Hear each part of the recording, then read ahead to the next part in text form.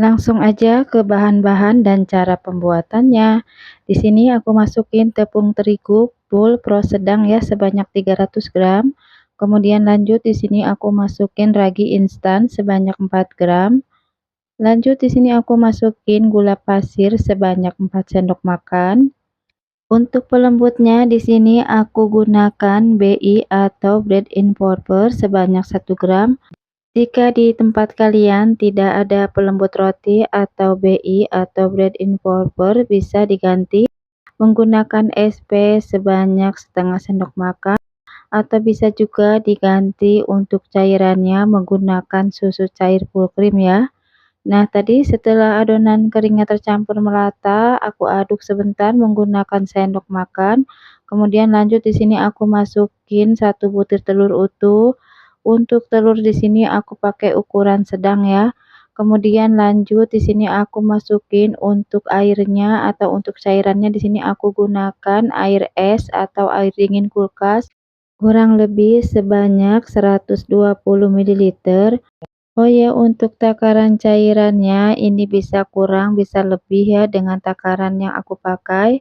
Jadi tergantung kelembapan tepung terigu yang kita pakai. Jadi untuk takaran airnya itu tidak bisa sama ya. Dan untuk mencegah kelembekan adonannya, jadi kita masukin cairannya itu secara bertahap. Nah, setelah itu ini lanjut ya, aku mixer menggunakan mixer Philips dengan kecepatan sedang terlebih dahulu. Kemudian lanjut di sini aku masukin untuk sisa cairannya, kemudian aku lanjut mixer lagi dengan kecepatan sedang sampai adonannya setengah kalis. Oh ya, jika kalian belum ada hand mixer, bisa kalian gunakan mengulennya menggunakan tangan ya. Jadi awal aku jualan juga dulu aku mengulennya menggunakan tangan ya, dan, setelah ada mixer baru aku gunakan mixer untuk mengulennya. Nah, lanjut setelah adonannya setengah kalis di sini aku masukin 1 sendok makan lebih ya margarin, dan untuk margarin di sini yang aku gunakan, merek Slimas yang curah karena agar, mendapatkan harga yang ekonomis ya. Dan lanjut di sini aku mixer sampai adonannya kalis elastis.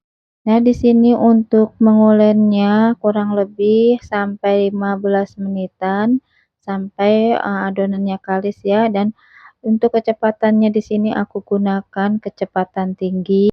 Nah, di sini setelah adonannya sudah kelihatan kalis, di sini aku mau cek untuk tes kekalisannya dengan sebelumnya tangan aku kasih minyak goreng terlebih dahulu ya.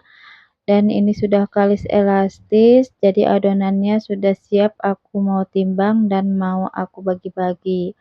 Nah, di sini untuk, donatnya, aku pakai di berat timbangannya itu 20 graman ya per piecesnya. Jadi di sini aku mau bikin donat mini untuk ukuran dus 27 kali 18 atau yang sering disebut dus sejuta umat. Nah, ini kita, timbang aja adonannya sampai selesai. Nah, ini setelah adonannya aku timbang dan aku bagi-bagi semua, lanjut di sini sudah aku siapin tepung terigu, kemudian aku rounding seperti ini ya. Dan untuk cara merondingnya itu kalian bebas, mau kalian meronding di atas meja kerja atau mau seperti dengan cara yang aku contohkan di video seperti ini, itu bebas ya. Jadi senyamannya kalian atau sebisa kalian aja. Yang terpenting itu adonannya bulat, padat, dan bagian bawahnya itu terkunci rapat ya. Karena kalau adonan bagian bawahnya tidak terkunci rapat, nanti saat digoreng, nanti bentuknya itu tidak bagus ya dan banyak menyerap banyak minyak. Nah, ini setelah selesai dironding, ini dibaluri tepung terigu seperti ini, agar saat nanti diistirahatkan permukaan adonannya itu tidak kering ya, tetap lembab walaupun kita istirahatkannya tidak kita tutup menggunakan kain atau tidak menggunakan plastik. Karena kalau nanti permukaannya kering, itu mempengaruhi, untuk donatnya itu nanti rasanya keras ya. Nah, ini setelah aku rounding semua, ini akan aku istirahatkan selama kurang lebih 20 menit atau sampai adonannya sedikit mengembang. Dan di sini setelah adonannya sudah aku istirahatkan selama kurang lebih 20 menitan, di sini mau aku cetak dan mau aku lubangi ya. Dan di sini untuk mencetaknya aku gunakan cetakan kayu seperti ini. Dan untuk ukuran cetakan kayu di sini yang aku pakai ini ukuran, 6 sentimeter dan ini sangat pas ya untuk ditata di dalam dus ukuran 27 kali 18 atau sering disebut dus sejuta umat. Nah, lanjut tadi setelah aku pipihkan, tadi aku lubangi ya menggunakan sedotan yang ukuran kecil agar adonannya itu tidak banyak kebuang dan kemudian aku lebarkan, lubangnya dengan menggunakan jari sambil, ditarik-tarik, perlahan-lahan ya agar, adonannya tidak mudah rusak saat kita mau melebarkan lubang bagian tengahnya. Nah, jadi, seperti ini ya, setelah kita lubangi menggunakan sedotan, langsung aja di sini, kita bantu dengan menggunakan jari untuk, menambah, lebih besar lagi ya lubangnya dan agar nanti, donatnya ini menjadi besar ya.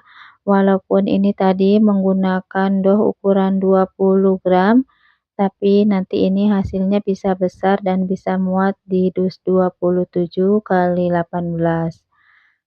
Kalau awal-awal aku jualan dulu aku pakai dough-nya itu 32 gram dan itu sangat kebesaran, jadi di dusnya itu nggak muat ya. Kemudian untuk beratnya aku kurangi lagi menjadi 30 gram dan, itu juga masih, kebesaran ya. Kemudian setelah aku tahu triknya juga di sini untuk dough kecil hasil besar, jadi sekarang aku gunakan, di dough 20 gram ya.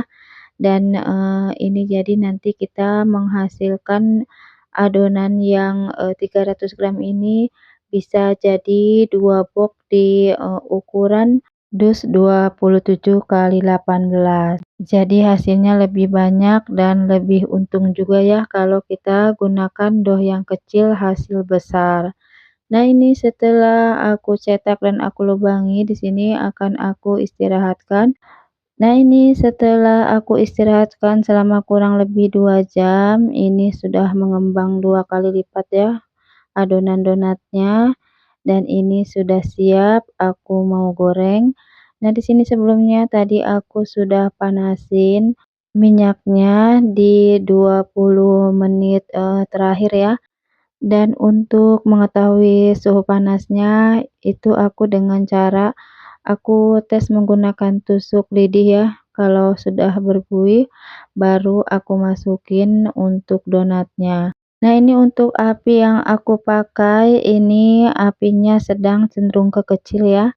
Jadi minyaknya itu jangan terlalu panas karena kalau terlalu panas di samping nanti dia itu cepat gosong, dia juga nanti hasilnya itu bisa keriput ya.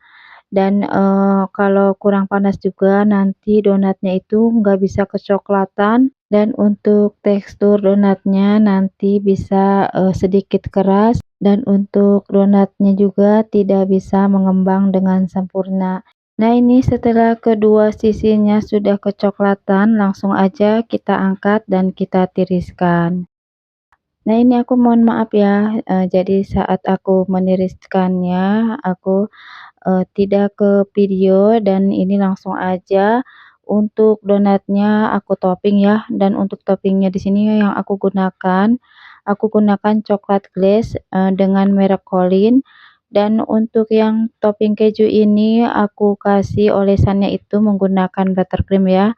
Nah, ini di dus 27 kali 18 dengan menggunakan dough 20 gram. Ini hasilnya bisa muat ya di dus 27 dengan isian 12 pieces. Oh ya, jika kalian pengen tahu trik untuk dough kecil hasil besar, Nanti aku tempel link videonya di box deskripsi. Siapa tahu kalian bisa berhasil juga ya untuk membuat donat dengan dough kecil hasilnya besar. Oh ya, untuk harga donat di sini yang isi 12 ini aku jual di harga 35.000 ya, satu boxnya. Dan untuk harganya itu kalian, bisa sesuaikan dengan harga bahan-bahan di daerah kalian, karena setiap daerah tentunya harga bahan kan berbeda-beda ya. Jadi untuk penentuan harga itu kalian sesuaikan aja dengan harga bahan-bahan di tempat kalian. Nah, ini hasilnya setelah aku topping semua ya donatnya seperti ini, jadi cantik dan kelihatan menarik.